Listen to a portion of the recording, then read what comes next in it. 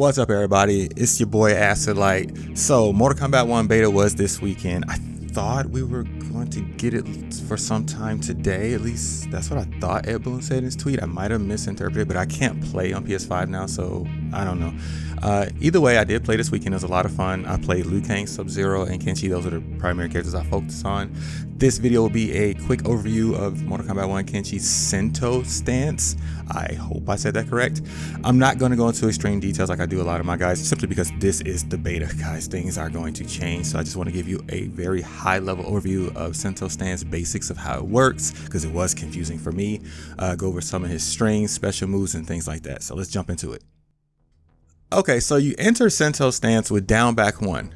First and foremost, the startup to enter the stance is a good amount, so you are vulnerable. So I would suggest entering this stance with a string that knocks your opponent away, maybe like a good hard knockdown.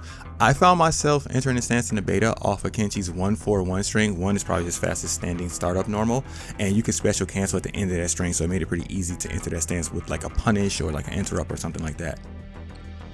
There are some important things you need to keep in mind when using Kenshi's stance. When you enter into a stance, your entire move list changes and your special move changes. So that's one mental check you have to do, which is kind of a big deal because you're basically playing two separate characters.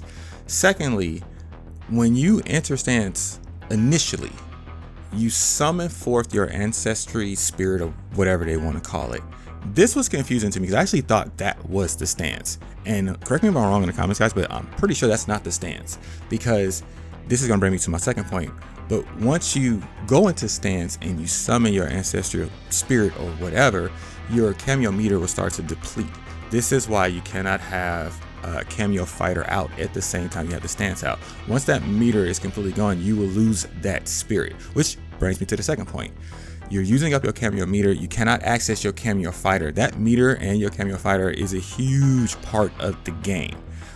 I understand why they did this, simply because I do think, it's very early, it's just a beta, but I do think it'd be too strong to have access to the ancestry spirit and your cameo fighter. But I also think it's a very big deal that you lose access to your cameo fighter and your meter is going down pretty fast. So my point is, you need to mentally adjust for that. And of course, the last thing, which again, this is all at a high level, is mastering using your summoned spirit and synchronizing, or I want to say synergizing, those attacks very well with your own attacks.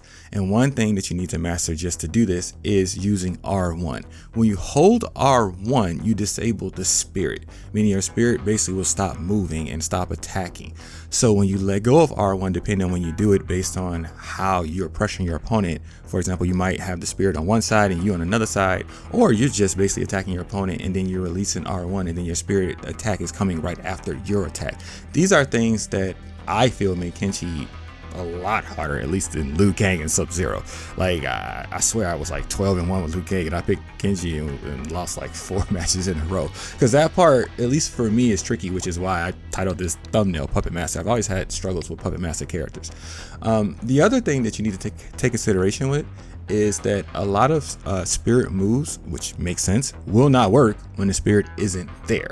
So, oh, one more thing, I'm sorry, I almost forgot about this. You also need to be good with learning what strings are effective for realigning with your spirit, because there's going to be plenty of cases where when you're fighting, your spirit is going to be on the other side of the screen or something like that. So you need to do, I believe it's down back 2 to realign.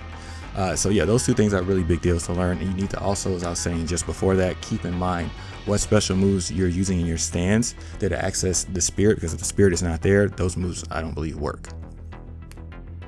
All right, moving on to his stance strings. And just an FYI, guys, most of his strings in the beta, when I was looking at the frame data, did say you can special cancel at the end of, I feel like, every single string after the 3rd hit.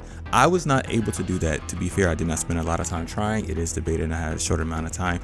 But if anyone was able to special cancel at the end of the 3rd hit, please let me know in the comments. I typically did it at the end of the 2nd hit, like you know, the normal strings and things like that. So what you see on the screen is his 1-2-2, which is a high mid string. It is a punishment block and knocks your opponent away on hit.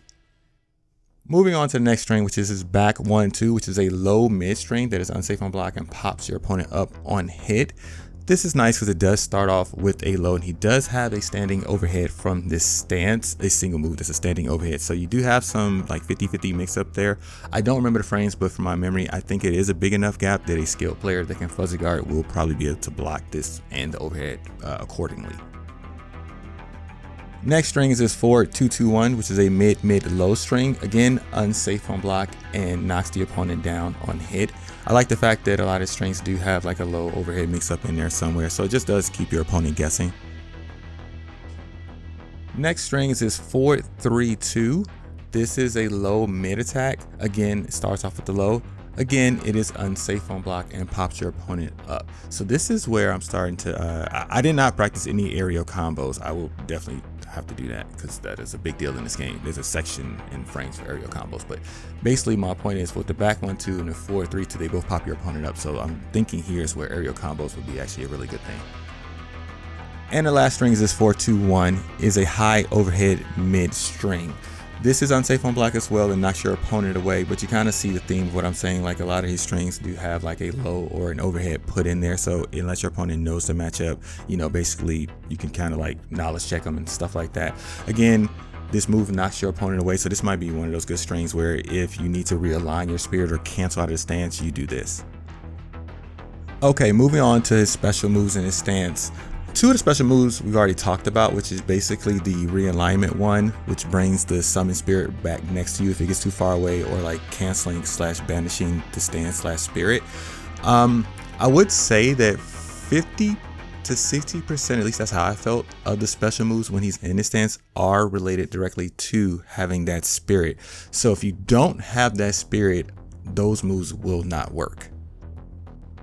Alright, moving on to a special move in his stance that does not require the spirit. This is down back 3, which this is like a sword uppercut. I don't know if you want to call it like a Ryuken or whatever. It looks very similar to when he does his special move from his normal stance, where he's actually throwing out his spirit, which is similar to MKX, not the one from the stance that's holding the sword above, and it like pops you up in the air. This is basically what he does, and you can special cancel into this and you can amplify this.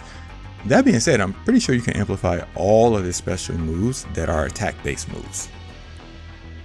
Alright, moving on to the last special move, which is down back 4. And this is similar to down back 2 when you realign the spirit. And what I mean by that is you need the spirit. If you don't have his ancestor spirit summoned, this will not work because I believe the name of the move is teamwork. So you basically do an attack as a team. So you can basically do a string and then special cancel this, and then you do attack as a team. The amplified version of this is really cool because he throws his sword pretty much full screen, and if it hits you, then the spirit will come out and finish the attack, but you stay a distance away, which I think is pretty cool. And finally, we're on the last section, which honestly I'm not about to go into a lot of detail here because at this point I kind of think you guys get the general point. I'm showing you some of his singular moves from his stance. He has a decently spaced in mid with 4-4, overhead attack, some decent low pokes. Not really sure if any of this will translate into a true 50-50, meaning the starter frames are like really close. But the general point is his stance seems to have heavy mix-up game built into his stance. If you think about his strings with lows and overheads, and then he has overhead out of the stance and a bunch of low pokes. So at the end of the day, I think it seems like a decent stance. I like it. I do think, once again, it's going to take some time to master, but if you guys are really into Kenshi, I'll definitely suggest giving it a shot because he's a lot of fun to play in the beta. And that brings this video to an end.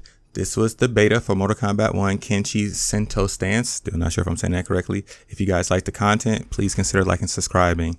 As always, all support is very much appreciated. This is your boy Acid Light. You guys take care.